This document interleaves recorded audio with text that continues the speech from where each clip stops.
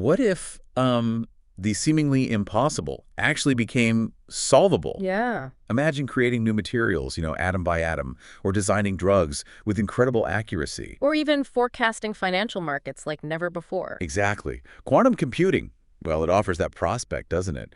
With companies like IonQ really pushing the boundaries. They're tackling problems that stump even today's best supercomputers. And you're here, our listener, Okay. because you want to understand this cutting-edge stuff. Yeah. Right?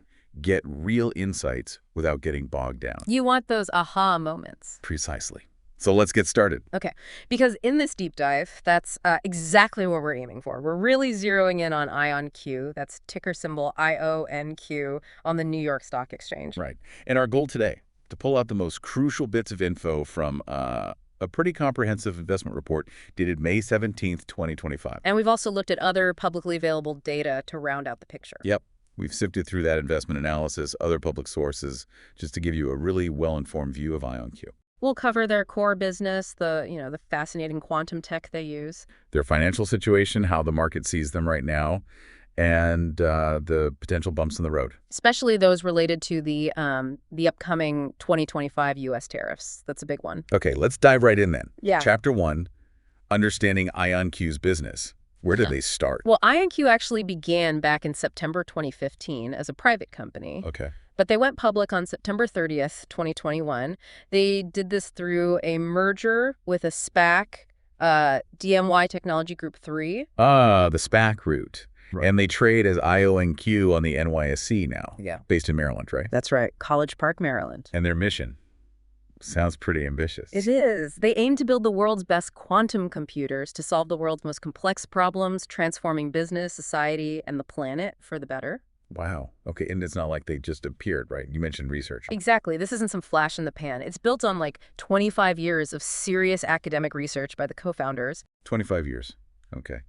And the core technology, it's called trapped ion quantum computing. Correct. Trapped ion. Essentially, they use individual ionized atoms as their qubits. Qubits being the basic units of quantum information. Precisely. So using these ionized atoms, what's the big advantage they claim? Well, IonQ argues that trapped ions offer several key benefits.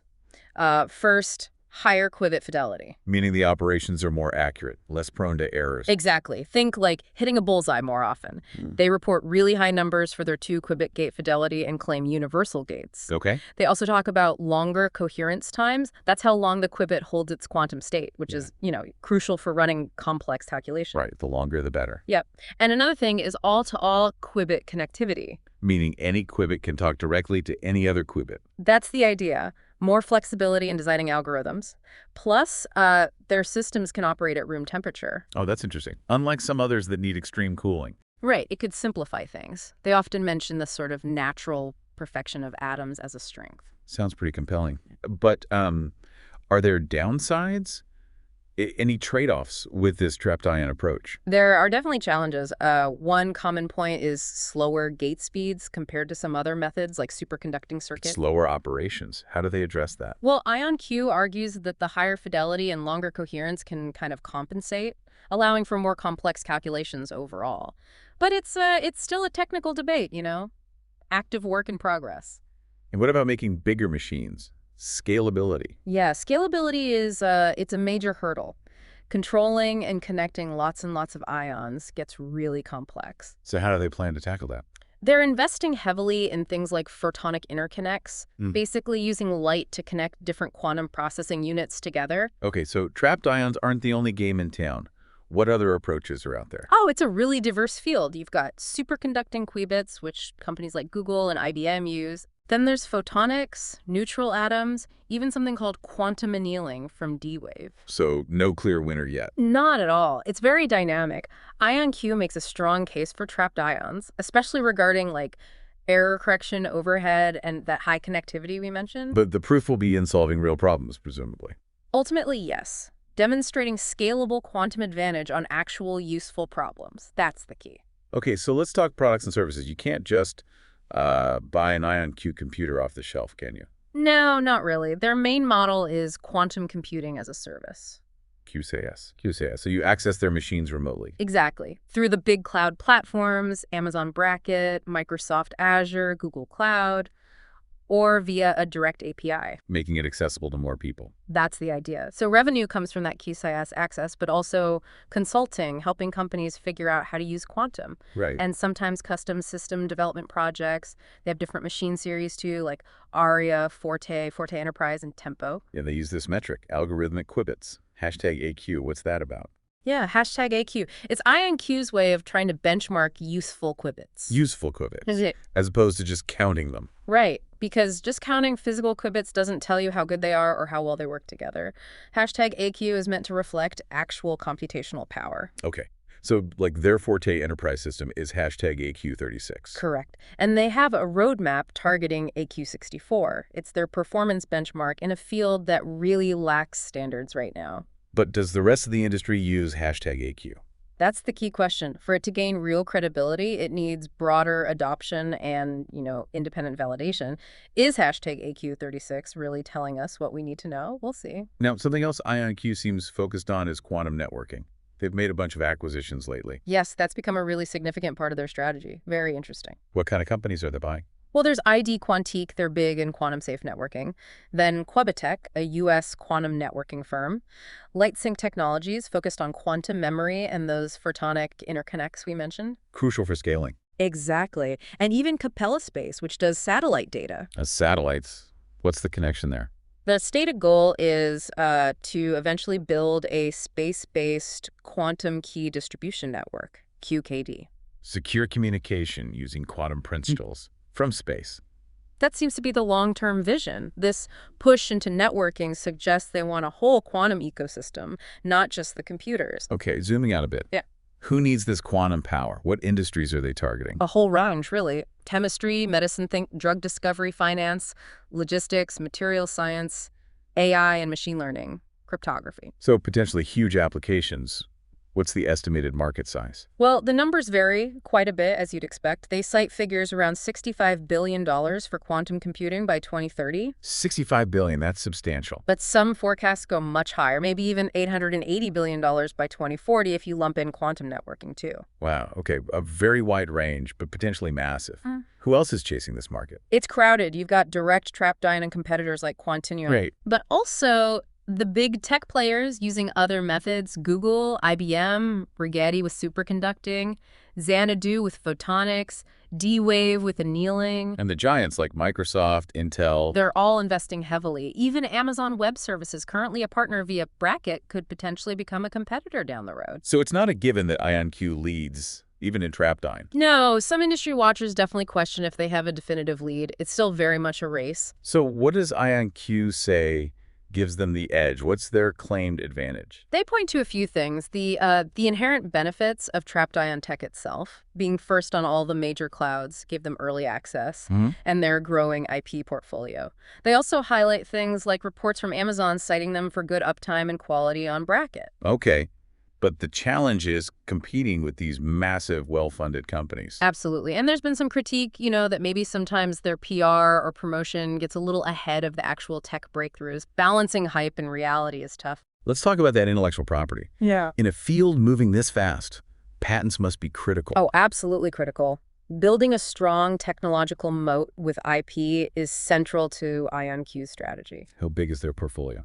As of mid-May 2025, they controlled or owned over 950 patents and pending applications. 950, that's a lot. It's grown significantly, especially with those acquisitions. Recent filings cover things like new ways to load data, better qubit control, change detection, improved measurement techniques. And they have licenses from universities, too. Yes, exclusive licenses to foundational patents from the University of Maryland and Duke, where the co-founders did their early work. So the strategy is protect the core tech, expand aggressively with new patents and acquisitions, and make it accessible. Pretty much. Capitalize on trapped ion, build the patent wall, leverage cloud access, grow the ecosystem. How sustainable that moat is depends on constant innovation, the strength of the IP itself, and maybe eventually creating some customer switching costs, which are pretty low right now with QPS. Right.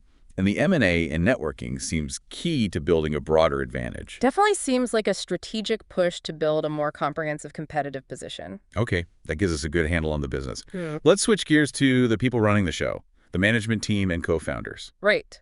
It's an interesting mix. You've got the scientific pioneers and then experienced business leaders. Tell us about the co-founders first. Dr. Christopher Monroe and Dr. Jungsang Kim.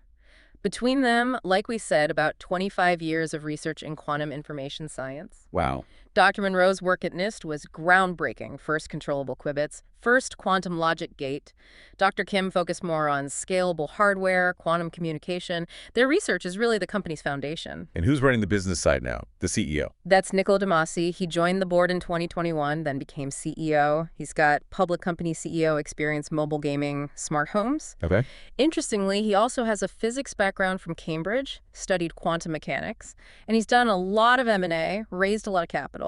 What about the previous CEO, Peter Chapman? Is he still around? Yes, he's now the executive chair of the board. His background is really diverse. He was key in developing Amazon's two-day delivery. Oh, kidding. Yeah.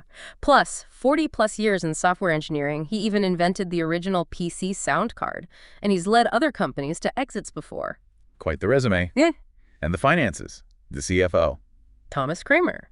He has experience taking a company public, O-Power, and then selling it to Oracle. He also co-founded and was CFO at Cvent. Okay. And other key people. Yeah, Rima Alamuddin is Chief Revenue Officer, Dean Kastman heads Engineering and Tech, Stacy Giamalis is Chief Legal Officer. A solid leadership team on paper. So a mix of science and business. How have they done so far at IonQ? What's the track record? Well, they've overseen that rapid early revenue growth we talked about, and they've developed 6 generations of quantum computers. It sounds impressive. It is. But the big caveat is they're still pre-profitability, deeply so. Net losses have been significant and growing. And like we touched on, there has been some external criticism about maybe over-promoting versus the actual tech progress.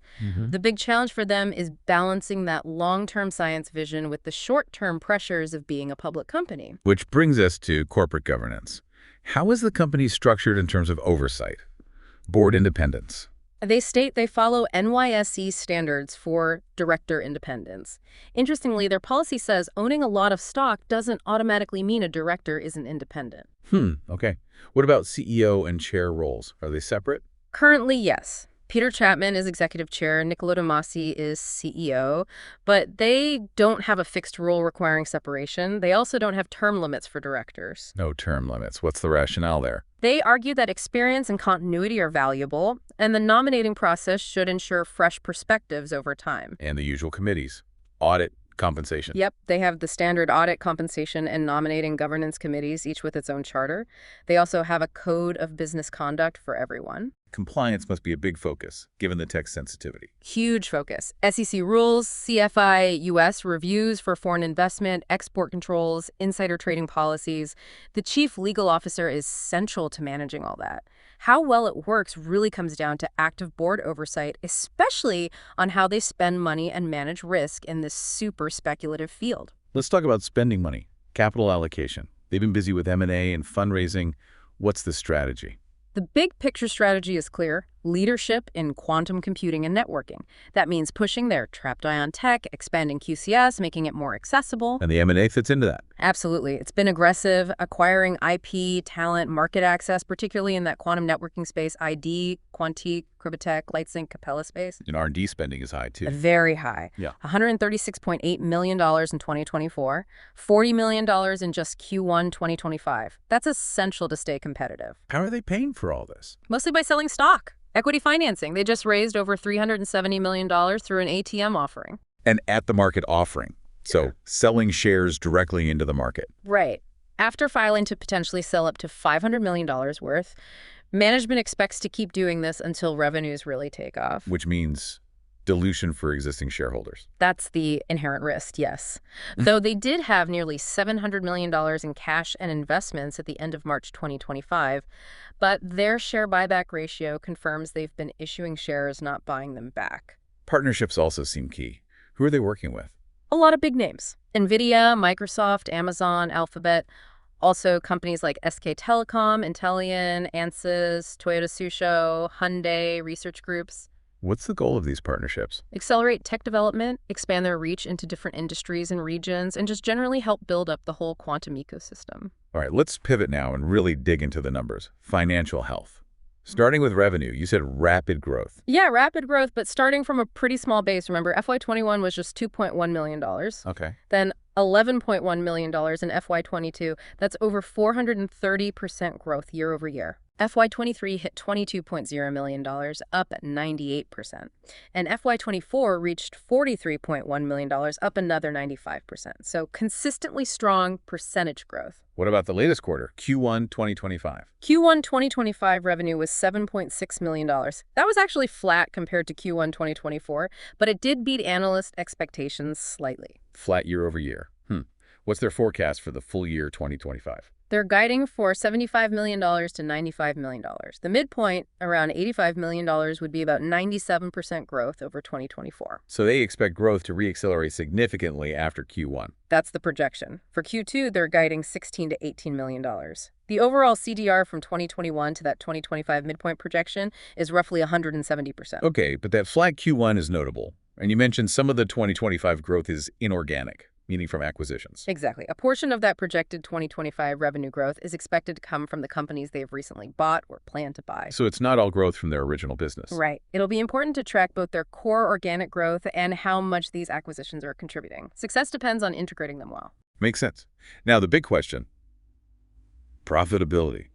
Are they making money yet? No, not even close. In fact, the net losses have been getting bigger in absolute terms. How big? Okay, so FY22 net loss was $48.5 million. FY23 jumped to a $157.8 million loss. And FY24 was a $331.6 million net loss. $330 million loss in 1 year.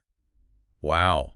How did Q1 2025 look? Any improvement? Q1 2025 net loss was $32.3 million, or 0.14 per share. That was actually better than analysts expected and better than the $40 million loss in Q1 2024. So a smaller loss than the year before. Yes, but there's a big asterisk there. Q1 2025 results included a $38.5 million non-cash gain from changes in the value of their warrant liabilities. An accounting gain, not operational improvement. Correct. Without that gain, the operating loss would have been much worse than the reported net loss. So still operating deeply in the red. What do the margins look like? Well, gross margin is okay, around 52% over the last year, but operating and net margins are extremely negative. How negative? Operating margin TTM is like negative 540% to negative 560%. Net margin TTM is negative 450% to negative 570%. Q1 2025 operating margin was even worse, around negative 1,000%. Minus 1,000%. How is that possible? It reflects operating costs vastly exceeding revenue. Total operating costs in Q1 2025 were $83.2 million, up 38% year over year on just $7.6 million revenue. Where are those costs going? Mostly R&D? A huge chunk is R&D, yes. $136.8 million in FY24, up 48%. Nearly $40 million in Q1 2025 alone. SG&A selling, general admin costs are also rising fast as they scale up. What about adjusted EBITDA? That's often used for pre-profit tech companies. Their adjusted EBITDA loss in Q1 2025 was $35.8 million. And importantly, they just revised their full year 2025 adjusted EBITDA loss guidance upwards. Making the expected loss bigger? Yes, by about 35%. Right. So the path to profitability looks distant. Very distant. The cash burn is substantial. Again, FY24 saw a $331.6 million net loss on $43.1 million revenue. That's losing almost $8 for every $1 of revenue. Okay, so they're losing a lot of money. But what about their balance sheet? Do they have cash to keep going? Yes, their liquidity is strong right now, mainly because of that recent stock offering. As of March 31st, 2025, they had $697.1 million in cash, equivalents, and investments. Nearly $700 million. That's a big jump from the end of 2024. It is. End of 2024 was $363.8 million.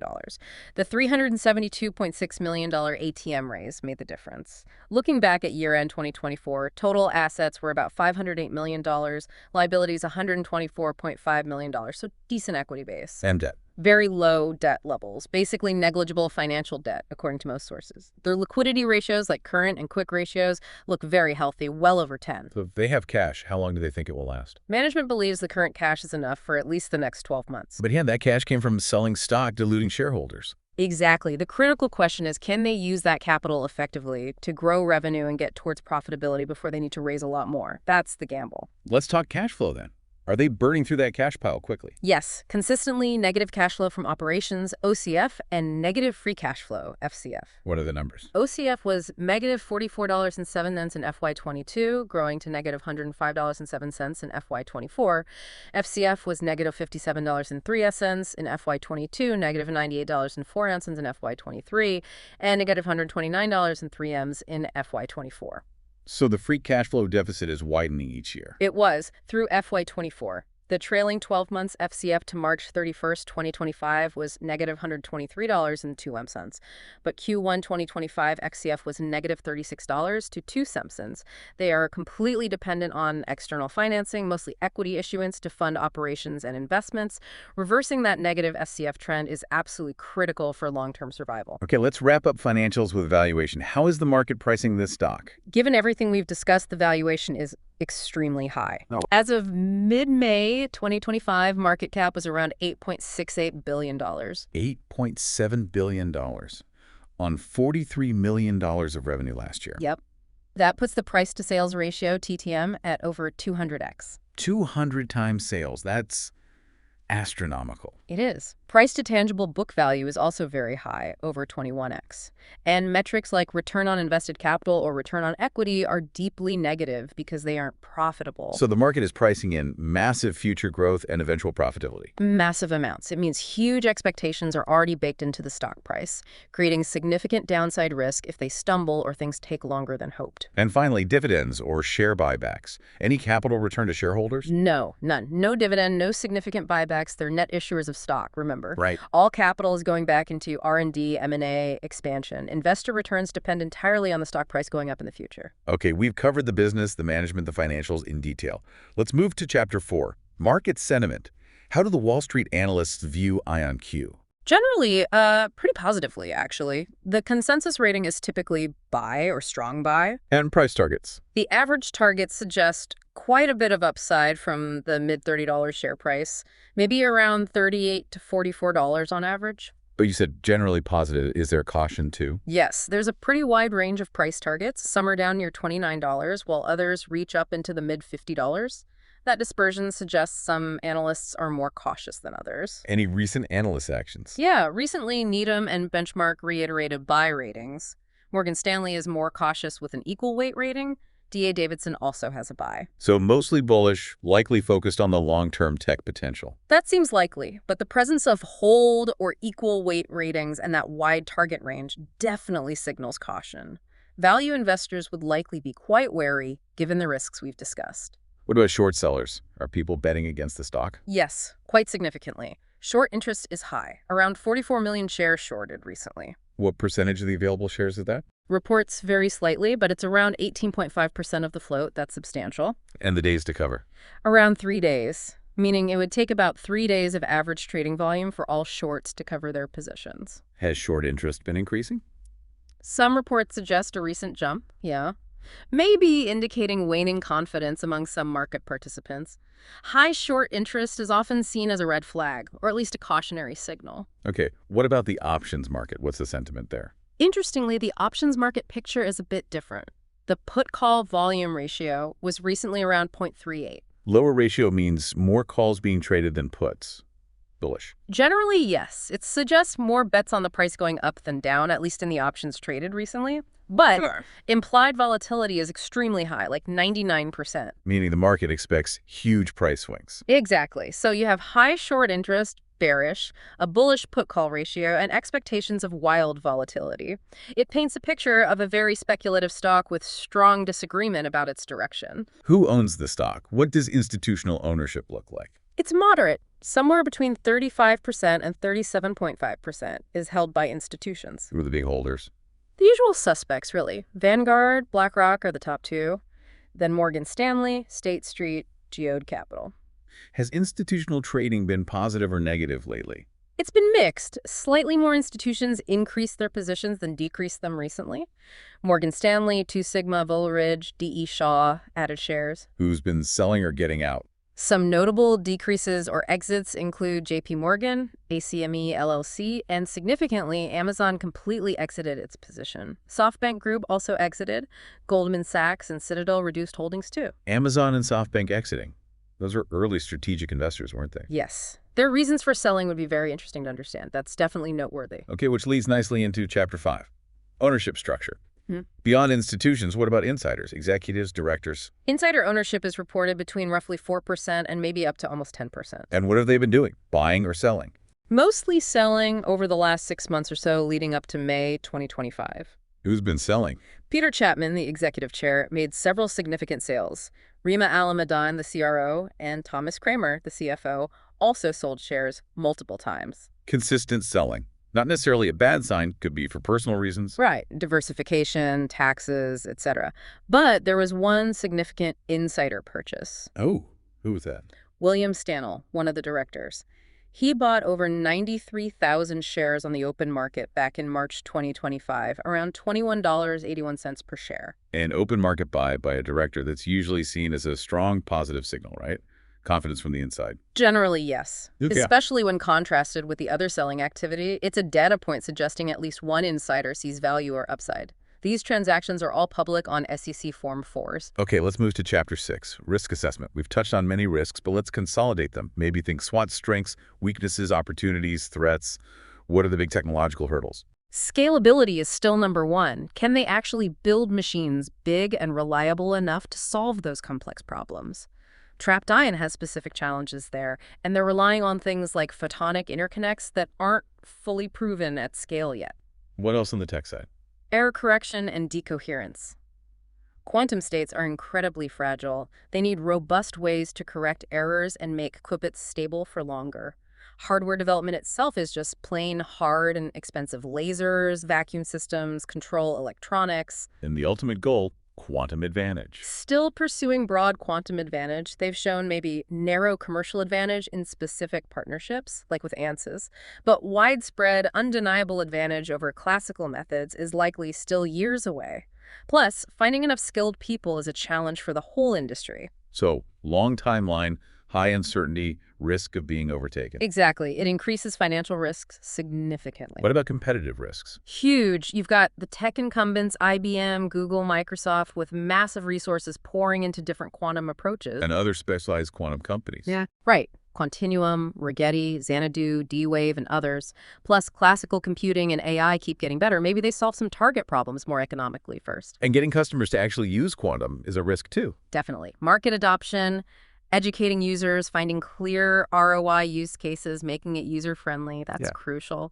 And as we said, switching costs seem low right now in QCS, easy for customers to try different providers. And the financial viability risks. We covered those, but just to summarize. Pre-profit, high cash burn, consistent losses, negative free cash flow. Dependence on equity financing means ongoing dilution risk. Long-term survival depends entirely on scaling revenue way faster than costs, and that extremely high valuation adds significant downside risk if expectations aren't met. What about regulatory and geopolitical risks? Quantum's dual-use nature brings those into play. Export controls, tech transfer restrictions are possible. National security concerns, especially around breaking encryption, mean government scrutiny. Dependence on government funding can also be unpredictable. Okay, now let's focus specifically on the 2025 U.S. tariffs. This was mentioned as a key risk. How could these impact IonQ? Right. This is a really important evolving factor. The tariffs, especially on goods from China, but potentially others too, target advanced tech, semiconductors, special materials, optics. Things critical for building quantum computers. Exactly. Things like cryogenic components, specialized lasers, optics, high-purity materials, advanced chips like INGDAs for QKD, precision electronics. Many of these are sourced globally, sometimes from China or other tariff-affected regions. So increased costs for components. That's the most direct risk. Higher input costs. It could also cause supply chain disruptions, delays, maybe even impact international R&D collaboration. Could it force a shift in strategy? Potentially. Maybe more focus on software or aggressively diversifying the supply chain friendshoring to non-tariff countries. There might be domestic production incentives, but U.S. capacity might not meet demand quickly. So how exposed is IonQ specifically, and what can they do? Their direct exposure comes from relying on that global supply chain for lasers, optics, vacuum parts, electronics. If key suppliers are in tariffed countries, costs go up. Market analysts have even linked some IonQ stock volatility to tariff uncertainty. Any indirect exposure? Yeah, maybe increased costs for the classical computing infrastructure they need alongside their quantum systems. And what can they do to mitigate this? Diversify suppliers is the obvious one. Maybe innovate technologically to rely less on the most expensive or tariff-hit hardware. Strategic M&A could play a role securing tech access or localizing parts of the supply chain, like maybe LightSync or ID Quantique help with. Engaging with government initiatives like the National Quantum Initiative. Did they mention this risk in recent reports? Yes, their Q1 2025 forward-looking statements did mention supplier risks and risks from regulatory changes, which would include tariffs. So tariffs basically compound all the existing risks. Pretty much. They could raise costs, slow progress, complicate global partnerships. A stable, cost-effective supply chain for these incredibly complex components is absolutely crucial. Okay, we have covered an immense amount of ground on IonQ. Let's try to bring it all together now in Chapter 7, the conclusion. What are the main takeaways? Well, IonQ is undeniably a pioneer. They're right at the cutting edge with their trapped ion tech, pursuing a really ambitious growth plan, especially now with quantum networking added in. Strengths include the tech potential, early mover advantage on clouds, experienced leadership, rapid early growth. Right. But the flip side is just as important. Significant risks remain across the board. Scaling the technology, fending off intense competition, achieving financial sustainability. Navigating the regulatory environment, and now dealing with potential tariff impacts. And all of this is reflected in that incredibly high market valuation, which prices in a huge amount of future success. So from an investor's viewpoint, what's the key thought? Trying to apply traditional value investing here is really tough. It's highly speculative, much more like a venture capital bet, but in the public markets. High risk, potentially high reward, long time horizon. Exactly. Huge potential, but also a very real chance things don't pan out as hoped or take much, much longer. And for you, our listeners, if you want to keep doing these kinds of deep dives into fascinating, complex companies like IonQ, then we absolutely encourage you to like and subscribe to Stock Analytics AI. And hey, for our $4.99 a month members, give us a ticker symbol you're interested in, and we'll prioritize it for a future deep dive analysis or earnings review. yeah, definitely hit that subscribe button right now so you don't miss out on future analyses like this one. And with that, we've reached the end of our deep dive into IonQ. Thanks for joining us.